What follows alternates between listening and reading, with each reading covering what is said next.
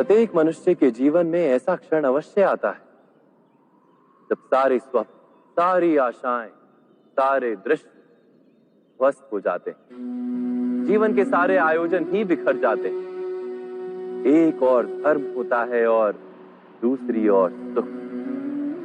इसी को धर्म संकट कहते हैं। जब धर्म का वहन ही संकट हो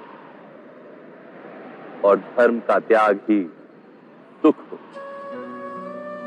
विचार कीजिए, कभी किसी स्वजन के विरुद्ध सत्य बोलने का अवसर प्राप्त हो जाता है, कभी ठीक दरिद्रता के समय सरलता से चोरी करने का मार्ग प्राप्त हो जाता है, कभी किसी शक्तिशाली राजनेता या राजा के कर्मचारी का अधर्म प्रकट हो जाता है।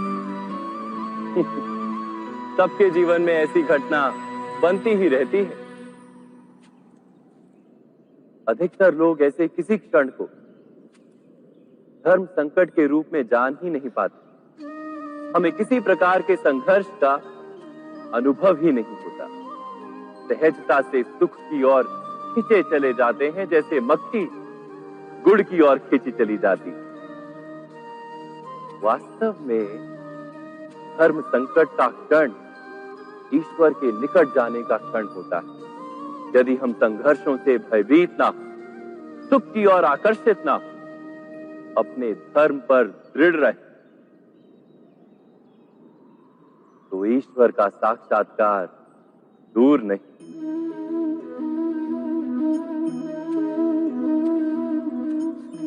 पवन से युद्ध करने वाला पत्ता यदि पेड़ से गिरता है तो भी आकाश की ओर उठता है।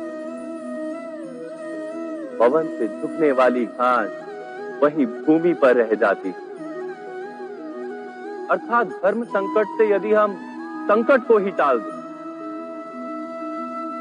तो सुख तो मिलता है, जीवन बढ़ता है, किंतु क्या चरित्र नहीं टूटता?